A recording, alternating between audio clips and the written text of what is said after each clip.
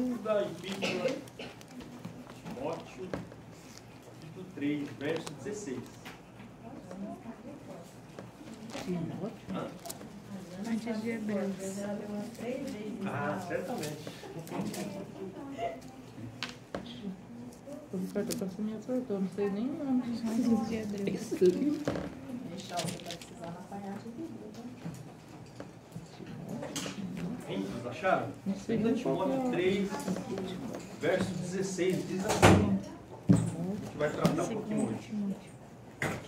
Toda a Escritura é inspirada por Deus. É útil para o ensino, para a repreensão, para a correção, para a educação na justiça, a fim de que o homem de Deus seja perfeito e perfeitamente habilitado para toda boa obra. Hein?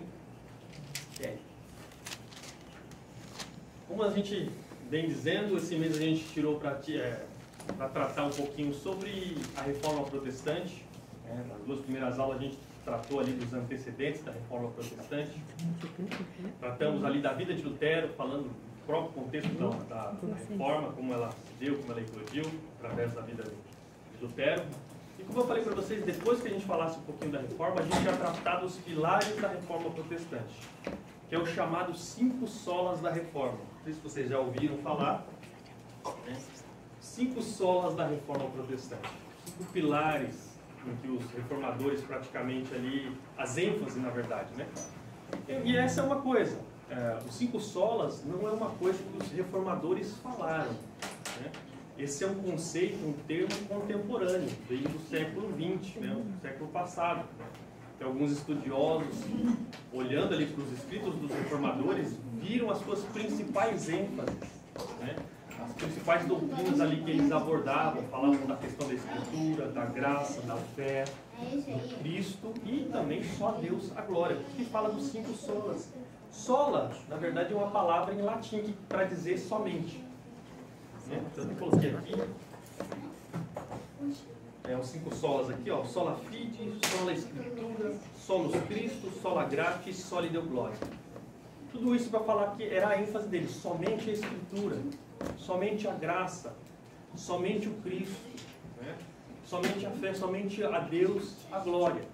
Então essas eram as principais ênfases que os reformadores davam na sua teologia, nos seus escritos, né? Se você pegar os escritos dos reformadores, você vai encontrar bastante sobre isso. E a gente, né, vai iniciar aqui, espero que deixar um sábado para cada tema, né, deles, mas se não der a gente junta também, porque é abrangente, dá para falar de tudo, às vezes em uma pregação, só que eu quero ser mais abrangente e pegar cada dia para falar de um solo específico. Hoje a gente vai falar do solo Escritura, ou seja, somente a Escritura. E já dando um contexto para vocês aqui da época da Reforma, vocês já viram um pouquinho. E a gente vai falar um pouquinho do cativeiro da Escritura. A Escritura ela estava presa. Não era todo mundo que tinha acesso à Bíblia naquela época, né? Por isso que a gente fala do cativeiro da Escritura. Fatores que afastavam as pessoas da Bíblia, né? Eram vários, né? Primeiro, a Bíblia estava presa dentro do latim. E aquela questão, as pessoas não falavam latim, né? Desde o século IV, lá, a Bíblia foi trazida do grego e do hebraico para a língua latina. Quem traduziu foi São Jerônimo, né, de Belém. Só que no decorrer da Idade Média, praticamente foi se perdendo a língua latina, né? Só os eruditos, o clero, que falavam latim. Na época da Reforma, assim se sucedia. Só o clero e só os acadêmicos, né, que estudavam as línguas antigas, que sabiam o latim. Então, o povo leigo, o povo, né, comum, não lia a Bíblia. Outros fatores, né? Uma cópia da Bíblia era muito cara. Por quê? Porque antes da imprensa era tudo feito na mão. Você imagina copiar a Bíblia toda na mão? Né? Então, levava tempo e era algo muito caro. Tanto que naquela época muitas obras da Bíblia elas eram acorrentadas assim nas bibliotecas, assim, deixava preso lá para você não levar para casa, né? Bem interessante essa questão. Só que o advento da imprensa, a imprensa, né, começou ali a fazer cópias, né, dos documentos, dos livros, se tornou mais acessível, né? Mas isso só se deu com a imprensa de Gutenberg ali no finalzinho do século XVI, no finalzinho do século XV. Uma outra coisa que afastava as pessoas da Bíblia, o analfabetismo. Nossa, meu Deus. As pessoas não sabiam ler. E outra coisa também, os sacramentos da igreja. A questão assim, você não precisa ler a Escritura. O sacramento é suficiente para você. Você buscando, se eu não me engano, é 8 ou 9 sacramentos. Eu não lembro quantos sacramentos é, a irmã sabe, irmã? A irmã era católica? Eu não sei se mudou de lá para cá, mas eram, se não me engano, 7 sacramentos, né? A igreja falava que os sacramentos eram suficientes. Você ir à missa, a questão da extrema-unção, o casamento e dentre outras coisas lá, era suficiente, você não precisava ler a Escritura. Eram só algumas porções pequenas da Escritura que eram faladas nas missas. E tinha a questão dos vitrais, né? Os vitrais praticamente era a Bíblia para o pessoal que não lia. Os vitrais retratavam a questão, as histórias bíblicas, né, os acontecimentos bíblicos, e até alguns reformadores falavam mal dessa questão, né? A Bíblia do leigo é os vitrais, é as estátuas, é as coisas e tal. Né? Então, as pessoas ficavam presas, elas não tinham acesso à Escritura por causa de vários desses fatores.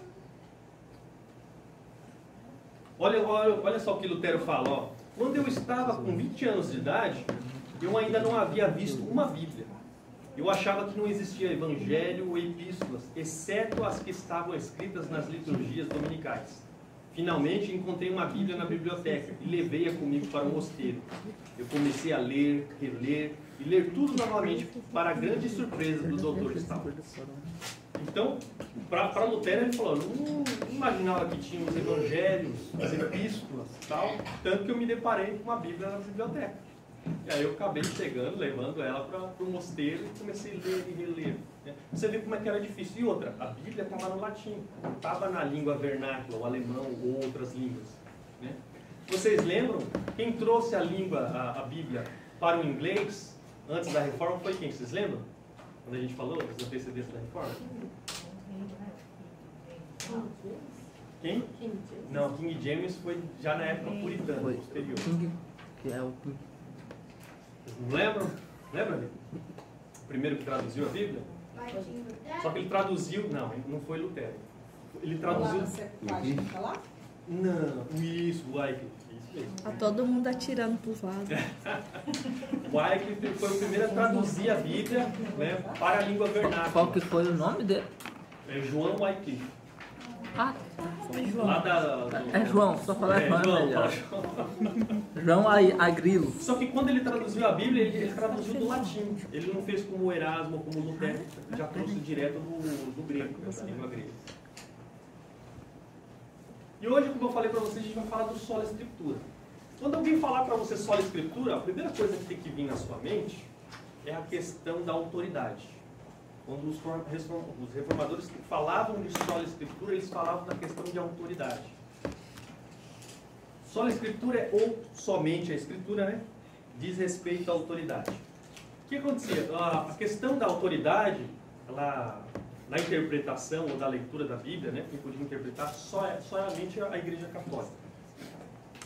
E tinha praticamente três, a autoridade máxima, a primeira era o Papa ou o Magistério, né, da Igreja Católica, até coloquei ali a fotinha, né?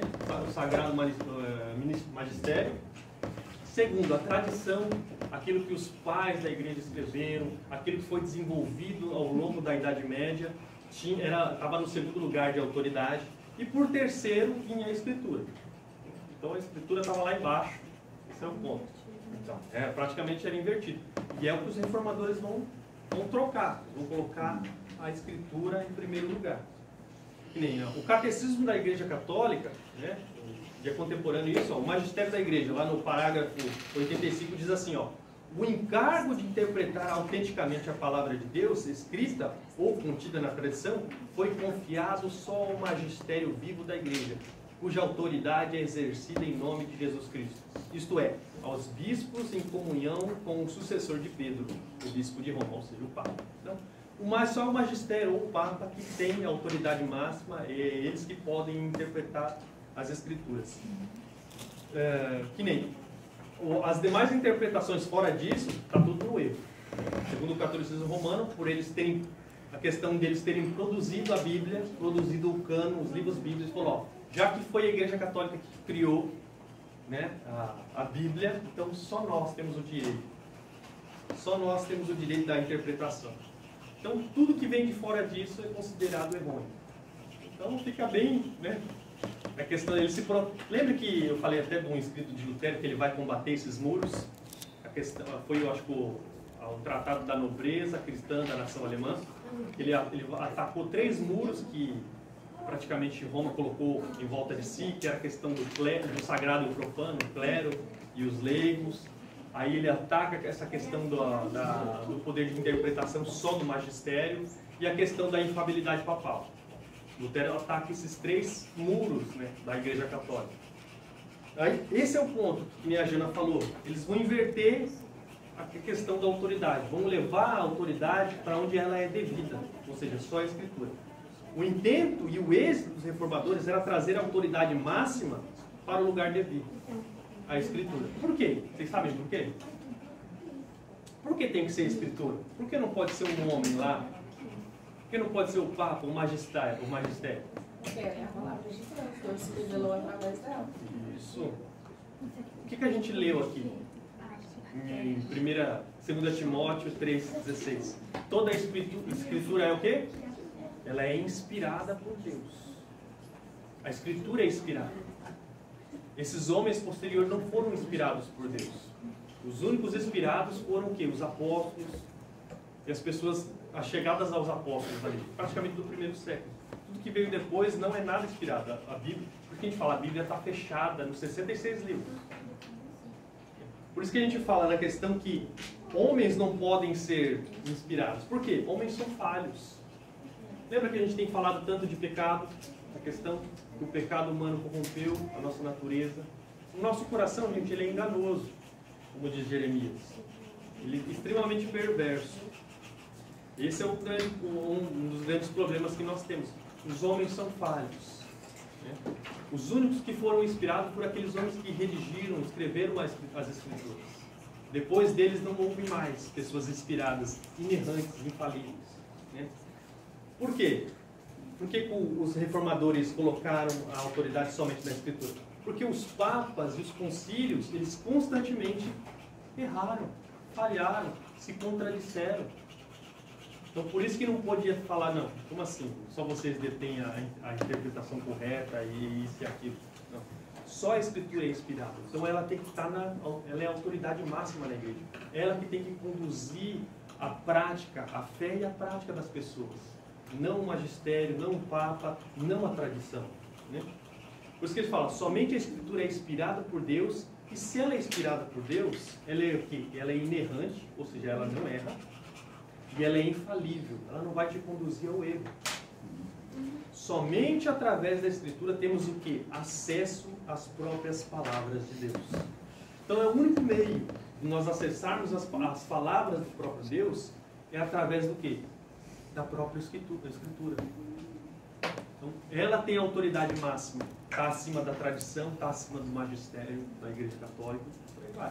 Então, os reformadores trouxeram a Bíblia para o lugar que ela era devida, né? Ou seja, de autoridade máxima. Como a gente leu em 2 Timóteo, né?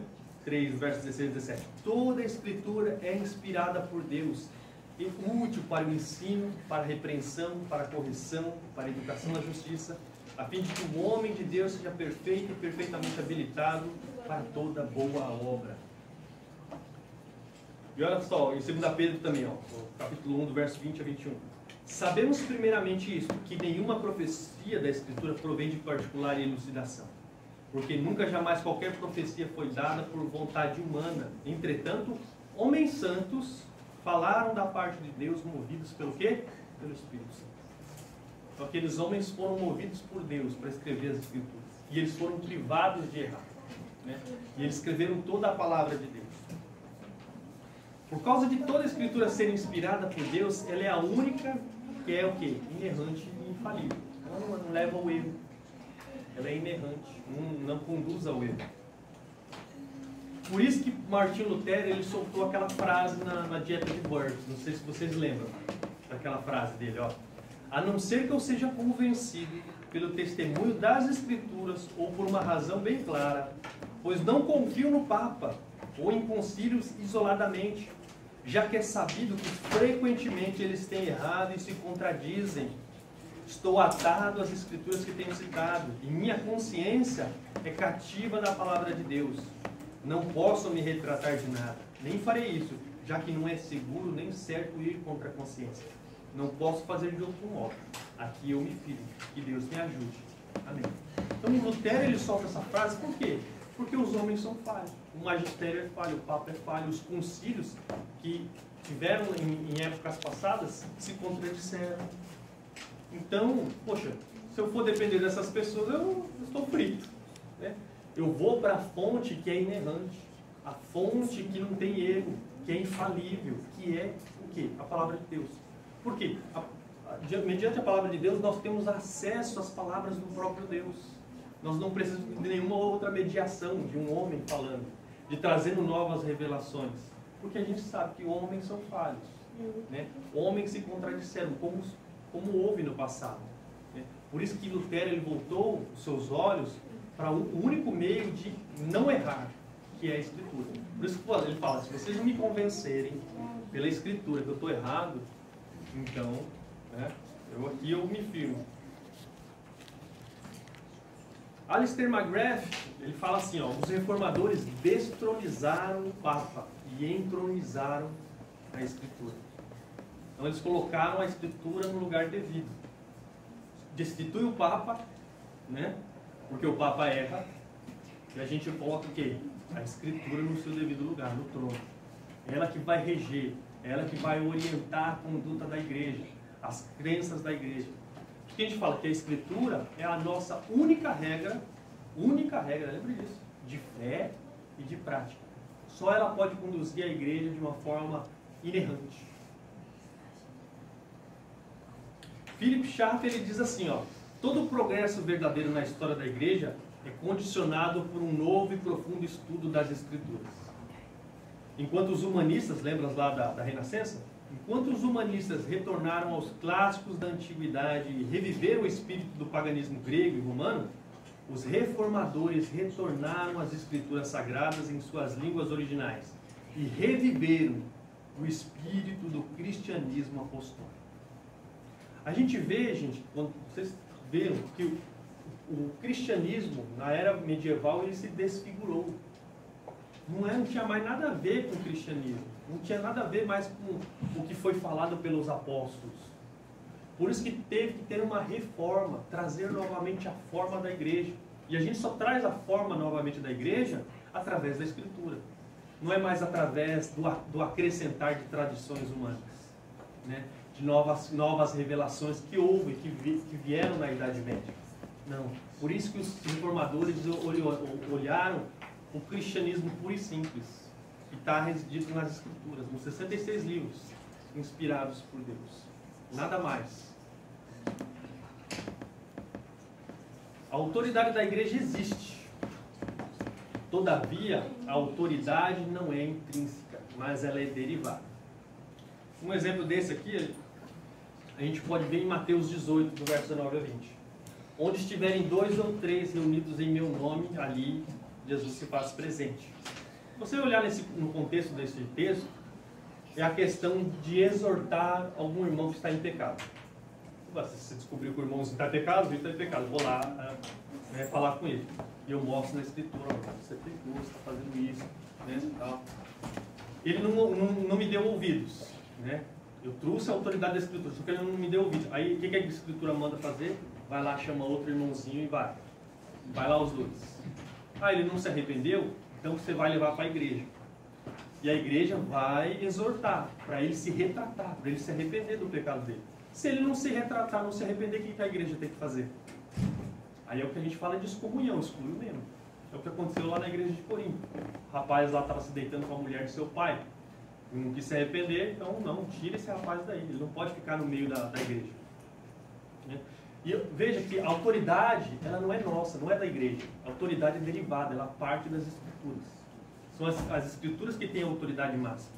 E eu não tenho autoridade, vocês não têm. Só que essa autoridade, a autoridade que vocês têm para exortar, para fazer esse tipo de coisa, como ocorre aqui no texto de Mateus, ela é o quê? Ela provém de Deus, ela é derivada, ela não é intrínseca à pessoa.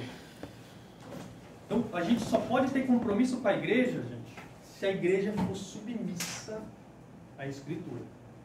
Devemos ter compromisso com a igreja enquanto ela for bíblica. Certo? Lembre disso, né? A igreja, o pastor, os líderes ou qualquer outra pessoa só tem autoridade se tiver conformidade com a Escritura. Se não tem conformidade com a Escritura, você não precisa obedecer. Porque aquela igreja, aquela pessoa não está sendo regida, não está em conformidade com o padrão devido, que é a Escritura. Se ele está em erro, então você não precisa obedecer, não precisa ter medo.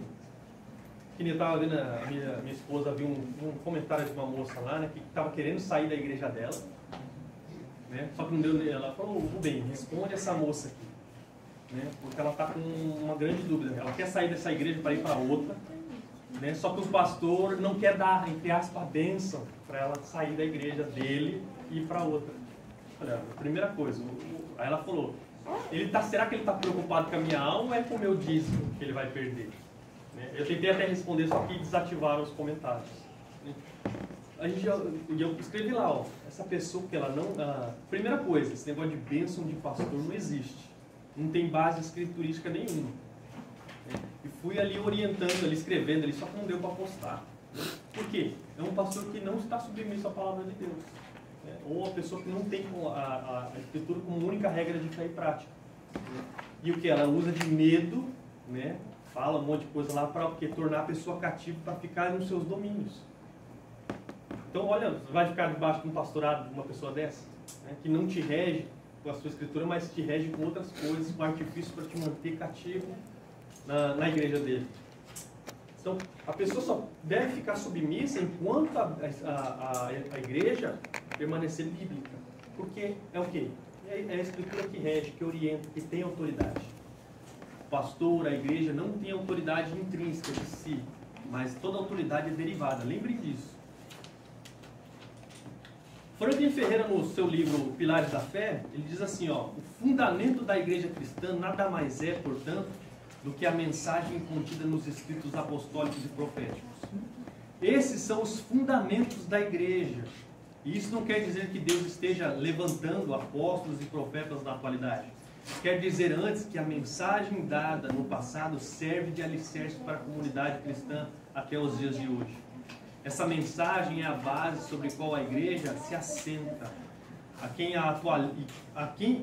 atualiza para nós são os evangelistas e pastores e mestres. Há uma correspondência entre os apóstolos e profetas e entre evangelistas e pastores e mestres. São esses últimos que trazem a mensagem apostólica e profética sobre a qual a igreja se estrutura. Desse modo, se a Escritura exerce tal importante papel, ela deve ser central para nós. Entretanto, precisamos destacar que a Escritura é essencial para a nossa fé, pois ela que fundamenta tudo o que fazemos na igreja: o culto, pregação, ensino, oração e etc. Então, a Escritura é o que vai reger a igreja, vai orientar como você deve orar, como você deve ser o culto, a Bíblia, tudo. Porque ela é a nossa única regra de fé e prática. Né? Os pastores e mestres, eles buscam na Sagrada Escritura os princípios que os apóstolos escreveram. Os apóstolos e profetas escreveram. E o nosso único contato é a Escritura, para a gente chegar até os ditos, as frases, as palavras daqueles homens que foram inspirados por Deus. Então, por isso que a gente fala que a Escritura, gente, ela é central para nós. Ela é central para a igreja. Então, uma igreja que não prega a palavra de Deus, que não te pastoreia com a palavra de Deus, que não te leva aos campos verdejantes da palavra de Deus, uma coisa que você tem que fazer: ou você exorta o seu líder lá, para ele te entregar o pão puro do céu, ou você sai de lá. Porque, lembre, a autoridade é a Escritura manda, a Escritura orienta, a Escritura nos conduz. E só ela é inspirada, só ela é infalível e só ela é inerrante. Tenha sempre essas palavras em mente. inspirada, infalível, inerrante em suas mentes. Porque vocês vão analisar tudo que vai estar sendo dito, tudo que está sendo falado num culto, numa pregação, vocês têm que analisar, vocês têm que memorizar, vocês têm que conhecer toda a Bíblia para saber se aquilo que está sendo pregado para você é a verdade. E é o que a gente também vai falar um pouquinho mais aqui. Interessante que a palavra por si só, ela modifica, ela orienta e ela derruba, vamos dizer assim, a questão das tradições erradas ou daquelas práticas que não condizem com a palavra de Deus.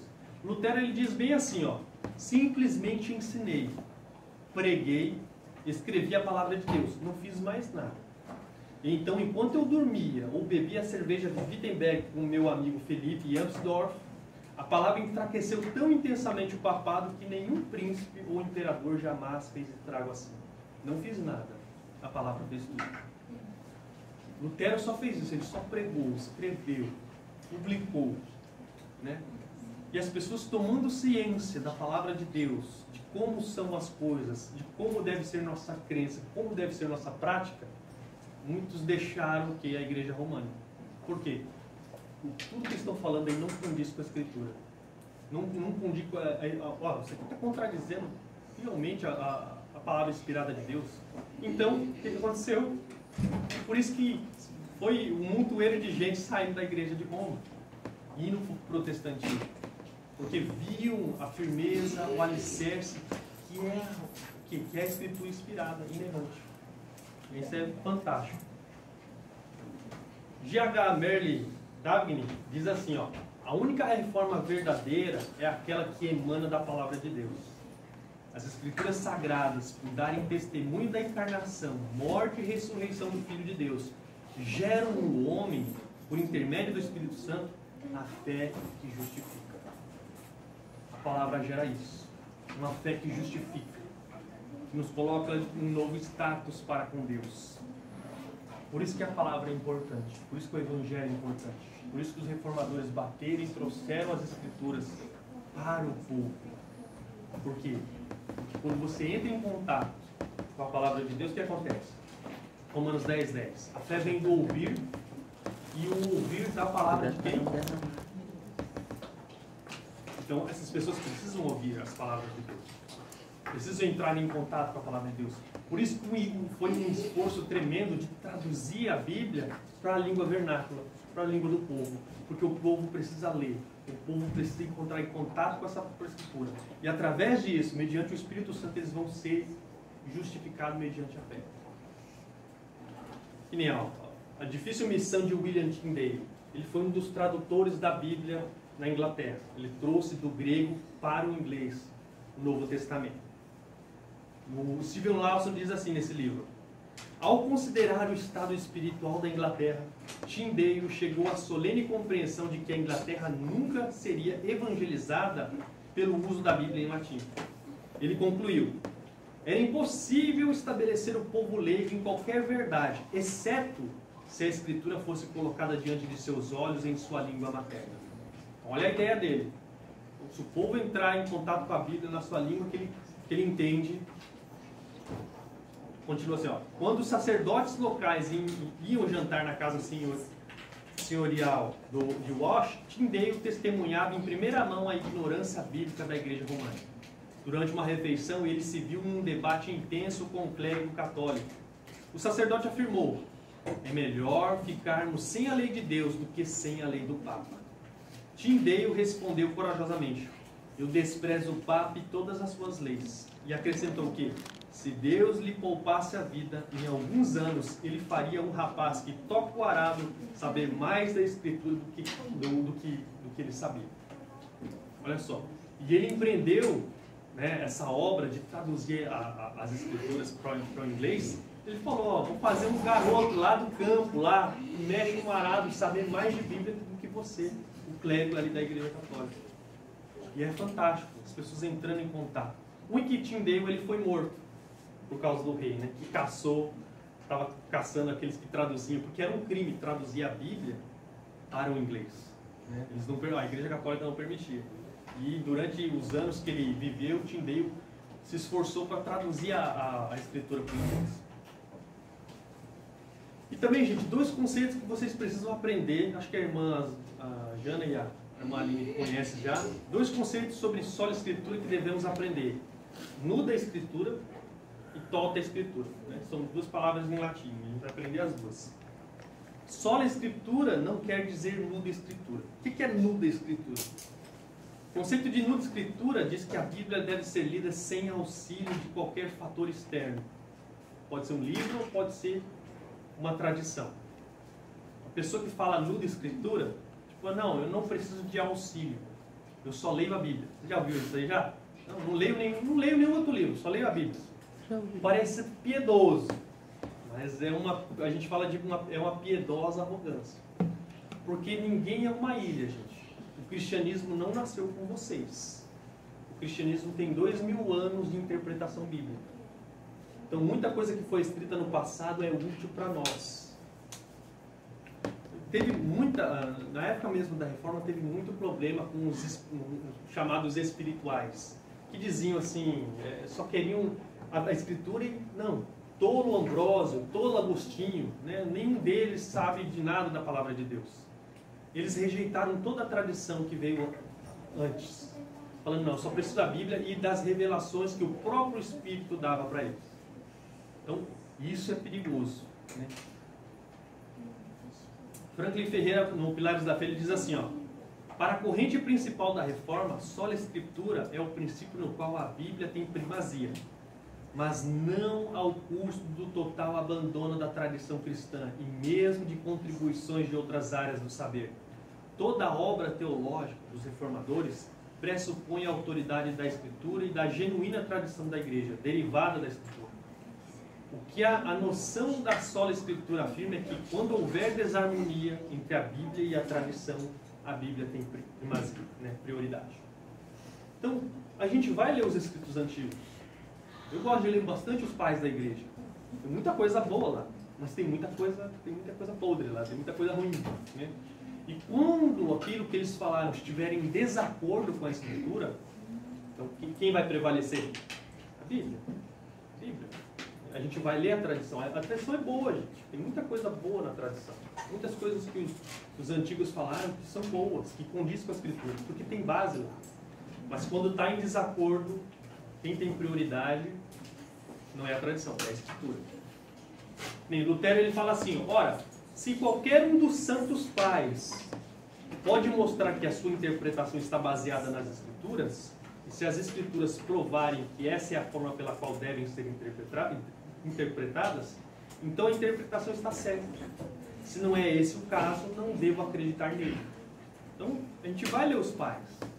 Só que se tiver em desacordo, que vai prevalecer a Escritura. A gente não vai entrar em acordo com isso. Então, é bom, a tradição é boa, ela nos guia. Uma das coisas boas que pode nos orientar na nossa fé são os credos e as confissões. Né? Que nem nesse desenho aqui, ó. Os documentos históricos, como credos e confissões de fé, jamais tomam o lugar das Escrituras, mas auxiliam na interpretação bíblica, ajudando a igreja a não repetir as heresias que surgiram ao longo da história do cristianismo. Então é mais ou menos assim, a Bíblia está aqui, certo? E parte as interpretações, que são as setinhas aqui. Os credos e confissões, vocês conhecem alguns credos e confissões, né? O credo apostólico, a irmã conhece, né, irmã? O credo apostólico. Creio em Deus Pai, Todo-Poderoso, Criador dos céus e da terra. Tem alguma coisa errada nesse credo? Tem certeza? Não tem. Nenhum dos artigos, todos os artigos... O único pessoal que o pessoal tem dúvida é a questão da creio na Igreja Católica. Só que a Igreja Católica não é a católica romana. Quando a gente fala de católico, é a Igreja Universal que está espalhada por todo mundo. É a Igreja da nuvem, como diz a irmã.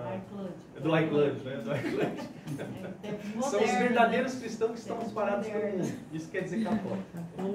Mas os credos e confissões, gente, eles nos ajudam. São paredes que fazem com que a gente não caia em heresia. Que parte, as nossas interpretações saem da Escritura, bate nos credos e confissões e volta. Porém, quando a gente não toma os credos como um auxílio para ajudar a gente a interpretar, as interpretações saem para você quiser. Então, a Bíblia diz aquilo que você quer às vezes. Entendeu? Por isso que é bom, porque a gente tem uma barreira que a gente bate lá. nos credos e confissões. Que a gente não vai além daquilo que já foi falado e estabelecido segundo a Escritura. Por isso que é bom. Por isso que muda a Escritura sozinha, sem o auxílio da tradição, ou daquilo que o pessoal escreveu antes, né? É perigoso. Nos deixa à mercê de nossas próprias interpretações. E a gente tem que lembrar que o cristianismo não nasceu conosco. Nós não somos uma ilha. Tem 2000 anos de interpretação. E tem muita interpretação boa na tradição. Né? Então, mas só que quando entrar em desacordo, quem permanece é a Escritura, né? Não a tradição. E outro conceito é o toda Escritura, gente. Deixa eu ver o horário aqui. O conceito de toda Escritura quer dizer a totalidade da Escritura. O texto não pode ser tirado de seu contexto imediato, como também de toda a Escritura. Não devemos isolar uma verdade em um versículo. A gente não pode fazer isso. Você pegou um versículo lá, você leu, mas você isola aquela verdade, né? Só que tem o resto da Escritura todinho. Esses dias eu ouvi uma pregação, né? Na parte eloquente do pregador, você aceita tudo. Só que na base teológica, ele falou lá sobre a questão de quem tem promessa de Deus não morre.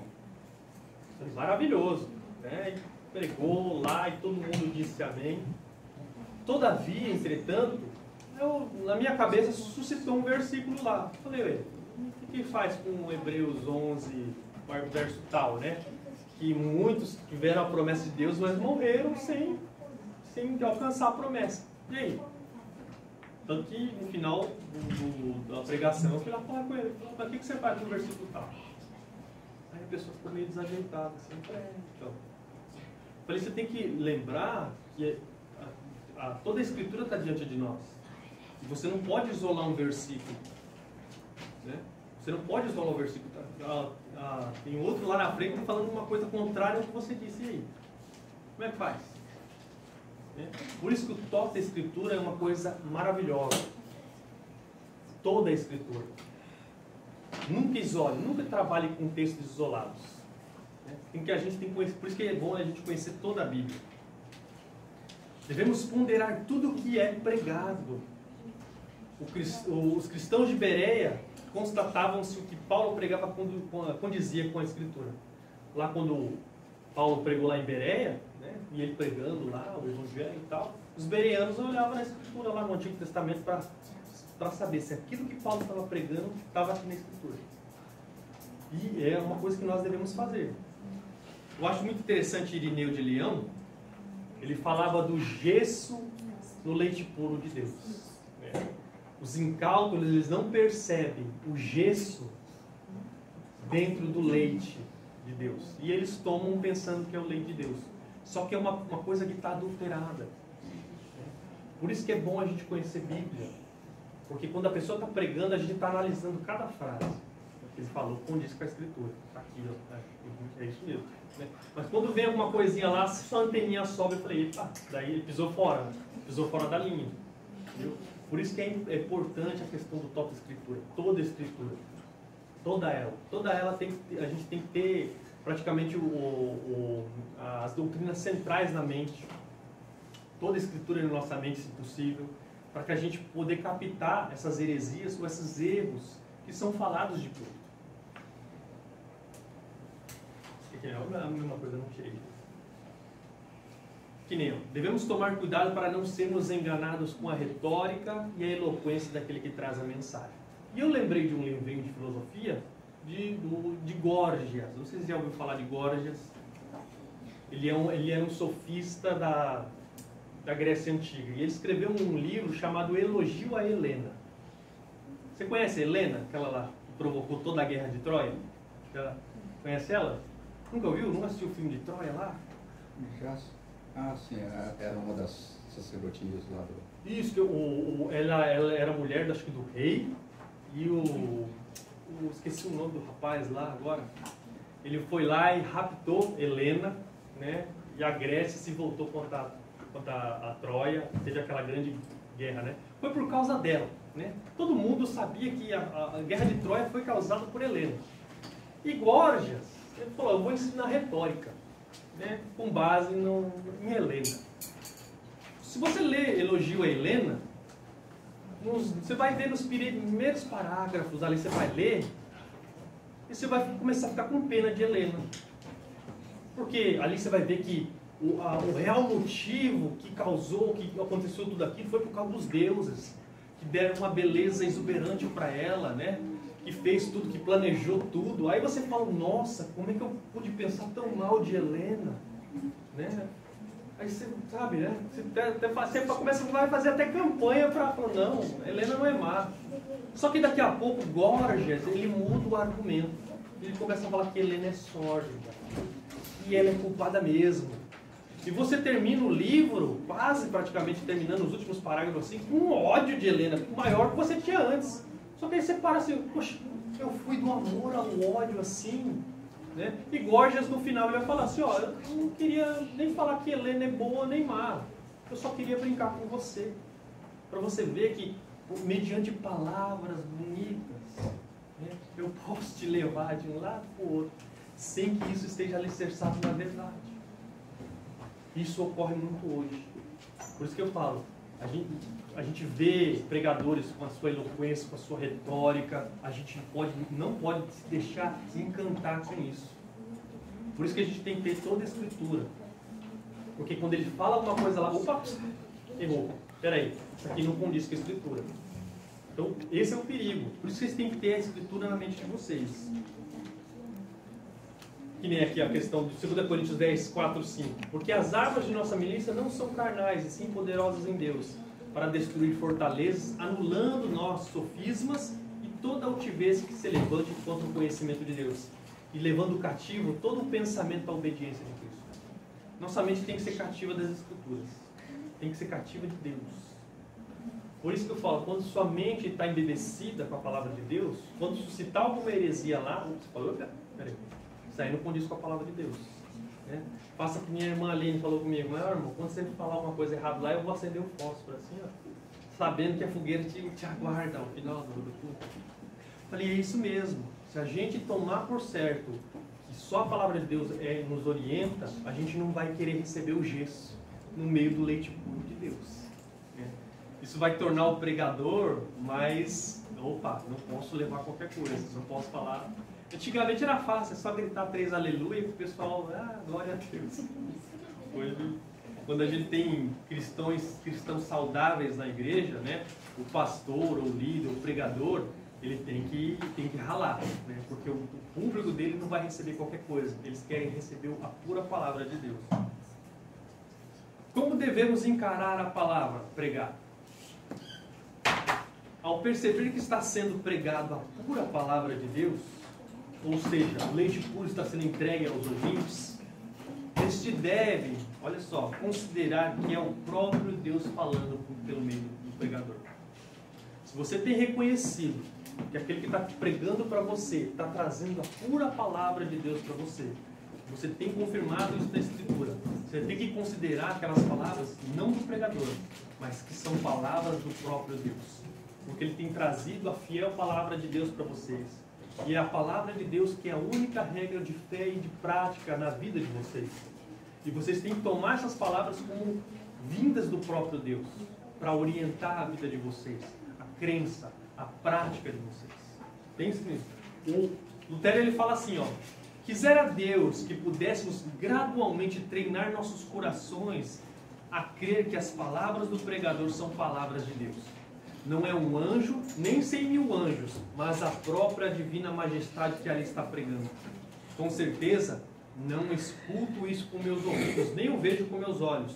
O que eu ouço é a voz do pregador, e contemplo diante de mim apenas um homem.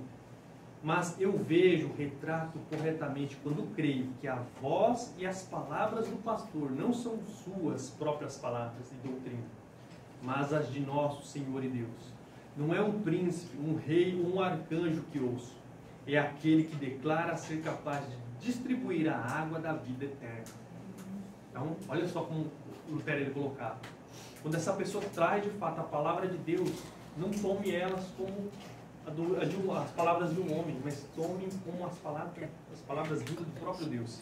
Calvino também diz assim, ó, Cristo atua por meio do ministro de tal modo que deseja que a boca do ministro seja reconhecida como sua boca e seus lábios como os lábios de Cristo. Ou seja, quando eles falam por sua boca e declaram fielmente sua palavra. Então tomem isso na mente de vocês. Quando você constatar, de fato, que a pura palavra de Deus tem sido trazida a vocês, não as considere que são do pregador, mas considere que são do próprio Deus. É essa palavra que vai guiar vocês, gente. É essa palavra que vai orientar vocês na sua conduta, na sua prática, no seu dia a dia. Né? Se vocês quiserem ouvir a palavra de Deus, leia a Escritura.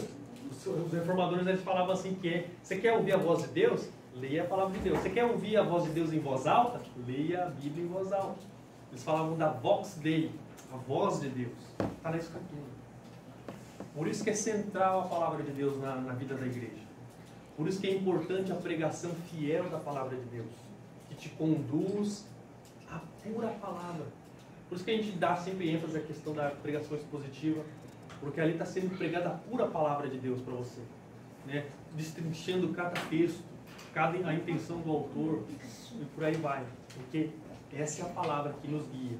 Lembra dessa frase? A Bíblia é a única regra de fé e prática para a igreja. Se o pastor, a igreja, estiver em desacordo com a Escritura, você não precisa obedecer. Mas se eles estiverem de acordo, né, aí você pode colocar, quem é que está errado? É a Bíblia ou sou eu? Você pode tomar por aí. Se a Bíblia é infalível, ela é inerrante e ela foi inspirada por Deus, o errado sou eu, não é a Escritura. E a gente fala aqui das ameaças ao solo Escritura, gente. Tem várias ameaças à autoridade da Bíblia hoje. Falamos hoje. Tradicionalismo, experiências pessoais, o pragmatismo e o emocionalismo, né? Que tem a ver com o coração. O que é o tradicionalismo? Não, a gente sempre fez assim, né? A gente sempre comemorou o dia do pastor na igreja, né? É uma tradição de anos. Só que o que a Escritura diz? Ela dá respaldo para esse tipo de coisa? Não, então. Mas a gente sempre fez. E tu pode tomar vários outros exemplos, gente. Mas a gente sempre fez, é tradição da igreja, né? Só que lembra, a tradição não está acima da Escritura. A Escritura vem em primeiro lugar. É ela que rege nossa conduta, nosso culto, né? Por isso que eu sou muito contra em você enaltecer pessoas durante um período de culto. Teatro no período de culto. Dança no período de culto. Eu até falo para você, você quer fazer essas coisas? Também. Só que faz depois do período de culto público. Se você quiser plantar bananeira lá no púlpito, lá, faça. Mas depois, não durante. Por quê? Durante o culto é o quê? É para nós adorarmos a Deus, para nós ouvirmos a pura palavra de Deus, né? Para a gente engrandecer o nosso Senhor. Homem nenhum deve ser enaltecido. Comemoração nenhuma deve ser feita durante o período de culto, porque a Bíblia não permite isso. Então, olha só, que a Bíblia vai reger nossa prática, nosso culto, nossa adoração. Como é que tem que ser os cânticos na igreja? Poxa, tem que ter base bíblica, tem que ensinar boa doutrina, né? Davi fala, os teus decretos são os temas do meu cântico. Eu canto a Bíblia. Se você pegar, por exemplo, nessa questão da adoração, o Inário de Israel, gente, é um livro de salmos. Você pega os 150 salmos lá, aquilo lá são hinos, são cânticos. E se você pegar 80% dos salmos, está falando de quem Deus é e o que Deus faz. Está cantando os atributos de Deus. Então, como é que tem que ser os hinos na igreja? A gente vai cantar, vai ser um hino teocêntrico, voltado para a glória de Deus. A própria palavra louvor quer dizer, como fala? Louvor é... Elogio. Elogio, obrigado. É um elogio. Agora imagina você cantar lá na igreja que você vai fazer um hino para o homem. Antropocêntrico, voltado para o ser humano, que Deus vai fazer as coisas para você. Não tem nada a ver, viu? Só que então, a gente tem um padrão pela Escritura para nos reger. A tradição não vai reger a gente. É a Escritura que vai reger a gente. Outras coisas também que ameaça a escritura, a autoridade da escritura. Experiências pessoais. Pessoas lá teve um sonho, teve uma experiência tal, e isso vai chegar lá, chega no púlpito lá e conta a experiência, e isso se torna norma na igreja. Aquilo que você sente, aquilo que você pensa, a experiência que você teve. Né? E hoje é a maior coisa, no Brasil, não vou entrar em casos aqui, mas tem muita coisa ruim. Porque o que rege não é a Bíblia, mas são as experiências das pessoas. Pragmatismo. Pragmatismo é aquilo que dá certo. Então, vamos fazer uma balada gospel para chamar os jovens. Né? Vamos fazer isso. Porque não é aquilo que é certo, gente. É aquilo que dá certo. Se deu certo, ele deve ser abençoado por Deus. Está chamando gente, está trazendo gente para a igreja. Vamos fazer. A valsa Jesus. É bem por aí. Se dá certo para atrair gente, vamos usar esses artifícios. Só que não é a escritura que está mandando isso. Não é a escritura que está orientando. E isso coloca em perigo a escritura. Porque estão tirando a Bíblia e estão colocando aquilo que dá certo. E outra, o emocionalismo, a mesma coisa. Eu acho que isso é certo, que isso é assim, assim, assado. Porque o meu coração diz que é. Sentiu um arrepio. Hã? Sentiu um arrepio. Sentiu arrepio? Deve ser de Deus, né? Deve ser de Deus. Deixar-se levar pelas emoções. O culto não é mais um culto racional, centrado na Escritura, mas é ligado no emocionalismo, no coração. E isso coloca em perigo a Escritura. Lembre, a Escritura é a única regra de fé e prática. Ela é a única que deve dirigir a igreja, orientar a igreja, conduzir a prática e a fé da igreja. Se você toma isso como a verdade suprema, a autoridade suprema, implicações do solo Escritura. Primeiro, única regra de fé e prática. Portanto, concepções erradas acerca das Escrituras deverão ser abandonadas. Você tem superstição? Se tiver superstição, elas vão ser abandonadas. Por quê? Sorte, azar? Não existe sorte, azar. E você conhece que Deus, ele rege tudo, orienta tudo. Superstições lá, né? A gente chegou na casa de uma irmã, né? O que tinha lá na casa da irmã? Arruda. Arruda, que era para espantar o quê? Plantado na porta para não entrar mal olhado. Mal olhado. Aí você fala Nem assim, inveja. inveja, mal olhado. Mas aí você olha assim, a pessoa não é crente. Que a Bíblia não dá respaldo para nada disso. Mas plantar pé de arroz eu nunca vi também. Não. Eu vi. Depois Padre de São Jorge. Um monte de coisa, gente. Eu tinha espada de São Jorge, deixei ela A acabar. espada de São Jorge Então, também serve para Mas olha, as nem crianças. essa é a questão. Quando a gente toma a Bíblia como única regra de fé e prática, a gente abandona um monte de superstição que a gente tem. Não, mas você pode ter essas plantas, mas Não, porque pode. você gosta, Sim, não sim. porque vai te Mas defender só que esse é o do mal. Isso. Mas o que rege, né? A mente da pessoa. Não, vou fazer isso. Medo de macumba, de um monte de coisa que você fala, Deus.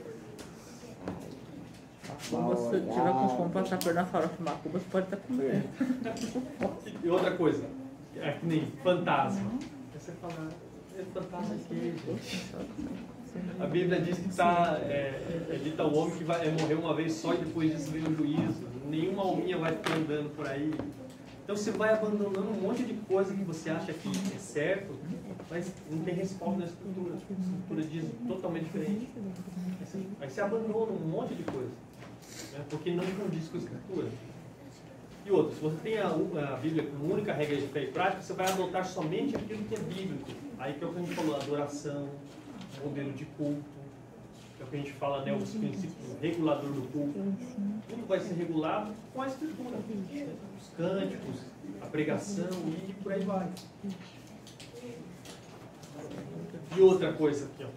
Deve-se examinar tudo que está sendo pregado. Acaso encontrar algum erro, deve-se de imediato procurar saná-lo, ou seja, resolvê-lo. O pregador, por se submeter às Escrituras, está aberto e irá se retratar.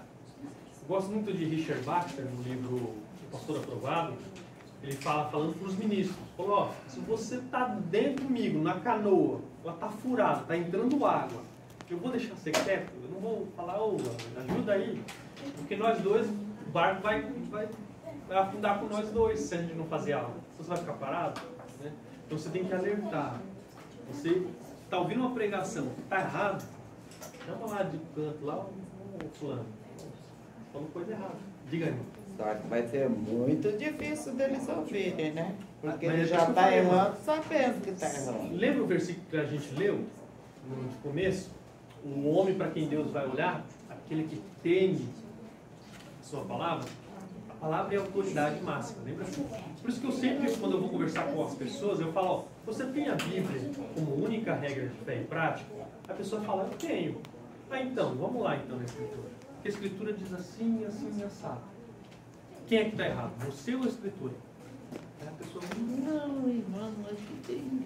Então, vai tentar dar as piruetas dele exegética. E outra, se não te der um gelo, tira Mas de do fato, rebanho. Você... um homem e uma mulher de Deus que se submete à Escritura, eles vão se retratar. Se for, né? Se for. É por isso que eu não gosto muito, que nem a questão, entra até na questão do papado, a questão do episcopado, a direção da igreja, o governo da igreja. Tem 3 tipos de governo. O episcopal, que é um pastor só, é uma pessoa que rege tudo. Segundo, o congregacional, que são os membros que decidem. Ou o modelo presbiteriano, que é um colégio de presbíteros, é um colégio de anciões que vão decidir as coisas da igreja. Na questão episcopal, que é só o pastor que manda, esse é o grande mal. Se ele tiver certo, se ele for um homem fiel, ele vai levar a igreja, né? Bem, mas se ele for infiel, se ele estiver errado, ele vai levar todo mundo junto com ele. Às vezes ele é muito Isso. fiel, né? A outra questão de governo no congregacional são os membros que decidem. Que nem se vocês quiserem, eu queria, se a gente formasse a igreja mesmo, né? Eu queria colocar um modelo congregacional. Falar, todos os irmãos são sadios da Escritura e vocês vão decidir. Se vocês quiserem remover o pastor, vocês têm direito. O pastor não está cumprindo com as suas obrigações, não está trazendo, não está levando vocês aos passos verdejantes da palavra de Deus, vocês têm o poder de retirar ele. Vocês têm o poder. Vamos supor que fosse eu. Vocês falam, não, irmão, desculpa aí, irmão, cara, não dá não. Está falando, está pregando muita heresia aí, coisa errada, então a gente vai tirar você e vai colocar o vivo. Ele sorriu, ele vai. No modelo presbiteriano também, quem manda não é o pastor, é o colégio de presbíteros. Se eles quiserem remover o pastor, eles conseguem. Já no modelo episcopal não tem Esse como. que é o justo, né? Então, no modelo episcopal, se você deixa o poder na mão de uma pessoa só, se ela não for fiel, É bagunça. tá vendo? Lembrem disso. A Escritura é autoridade. Lembra disso, irmão? A Escritura é autoridade. Ela que rege, ela que orienta. Ela é a única regra de fé e prática para nós. Se a gente tem e a gente usa ela, lembra que a autoridade não é intrínseca nossa. É derivada. Vem de Deus. Então, Deus é o quê? Ele inspirou as Escrituras. Elas são inerrantes, infalíveis. Se a gente tem ela como única regra de fé e prática, a gente não vai andar nas trevas. A gente não vai andar no erro, porque ela nos conduz no caminho correto. Tá certo? Praticamente essa é a aula de hoje, do solo Escritura. Lembre disso. A Escritura é a autoridade. Ela que rege, ela que orienta. Né? Sempre tenham isso em mente, na mente de vocês. Porque a palavra de Deus ela é a única que pode nos conduzir. Lembre disso. Né? Nada pode estar acima da Escritura, nem a tradição. A tradição é boa, lembre disso, mas ela não está acima. Se a tradição errou, não. Quem tem primazia é a Bíblia. A tradição. Lembre disso. Lembre, procure bastante sobre a questão dos credos e confissões. Isso nos ajuda a interpretar as Escrituras. Nos ajuda a não deixar que a gente pise em erro, né, em heresia. E aqui tem uns livrinhos, né, que vocês gostam de ler, vocês gostam de ler. Eu sempre incentivo vocês a lerem. Com letra grande, Oh, tem bastante, irmã. Se quiser, tem até áudio, irmã. Eu faço alguns áudios. Audiobook, ó. Mas são alguns áudios assim, os livros que eu usei. Principalmente os pilares da fé, que vai tratar dos solas da igreja. São fascinantes. Se quiser um mais assim, aprofundado, esse aqui do Matthew Barry, né? Somente a Escritura. Então são leituras excelentes que vão mostrar para vocês a questão das escrituras inspiradas como única regra de fé e prática, única que pode nos guiar e nos orientar, tá certo? Vou deixar esse estudo para vocês, esses livros aí para vocês consultarem, né? Já vou fazer dívida lá.